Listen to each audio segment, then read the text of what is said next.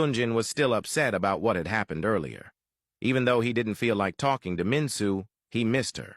However, his pride wouldn't let him text or call her back. He knew he had to see her that night, but he was still angry and didn't want to face her while in that mood. Just then, he received a phone call from his father, inviting him to play golf the following day. He agreed, but wondered what kind of game his father was playing this time.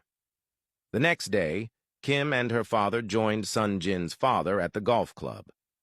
As they sat together chatting, Sunjin's father expressed his happiness at seeing Kim's father bringing his daughter along for a golf game, mentioning that his own daughter found it boring. They both laughed. Kim then asked if Sunjin was coming, and his father informed her that he was running late but would be there soon. Looking at Kim, he asked if she was the girl all over the news for being seen with Sunjin.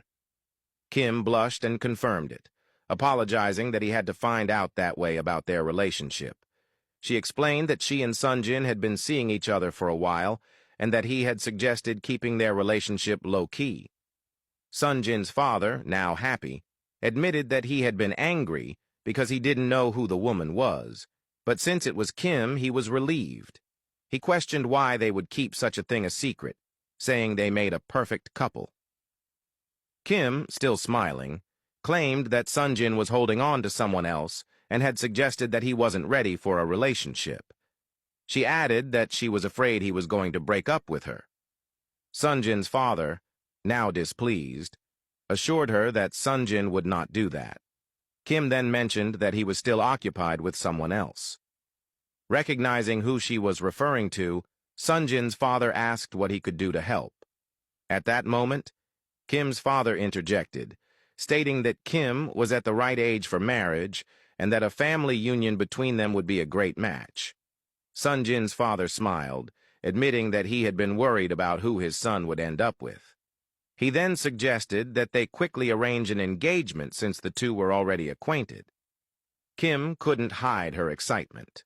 Finally, her dreams were coming true. When Sunjin arrived, he was surprised to see Kim and her father. Before he could ask what was going on, his father told him to talk to Kim and promised to speak with him later.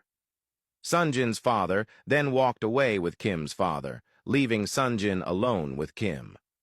Unhappy to see her, especially after what she had done, Sunjin made it clear that he wanted nothing to do with her and told her to leave him alone. He urged her to stop whatever she was doing, then stood up to walk away. Kim rushed after him, expressing her love and pleading with him to give her a chance to prove that she could be a good woman for him. Sunjin, unfazed, told her that he did not love her and, in fact, hated her more than she could imagine. He declared that the only person in his heart was Mensu, and that Kim would never have his love. As he tried to walk away, Kim held his hand, questioning why he chose Mensu. She pointed out that she was beautiful, from a good family, and intelligent, while Mensu was none of those things. She called Mensu a mere foreigner who only claimed to be Korean. Hearing this, Sunjin turned back to face her, now furious. He reminded her that Mensu was everything she was not and everything she would never be. He firmly stated that he was going to marry Mensu and that Kim could go burn in hell. Kim, instead of being hurt, laughed. Sunjin watched her, wondering if she had lost her mind. After laughing, Kim told him that it was too late because their fathers were already arranging their engagement. Confused, Sunjin asked her what she was talking about. Kim revealed that his father believed she was the perfect match for him and wanted them to get married. Sunjin, now realizing the extent of the situation, called her insane and walked away. That night, Mensu waited for Sunjin again. She didn't want to go home without seeing him, as she had missed him so much. Woobin came by and urged her to leave, telling her that Sunjin was not going to show up again.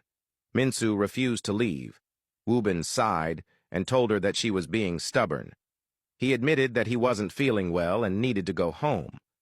Mensu told him she would lock up and that he should leave without her. Woobin reluctantly agreed but confessed that he didn't want to leave her alone at night.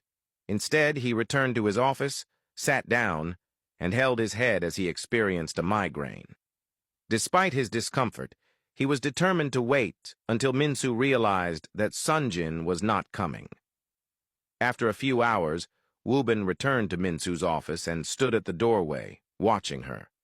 She had fallen asleep at her desk. Moving closer, he observed her, wondering how deeply she must love Sunjin to sacrifice her comfort by waiting for him.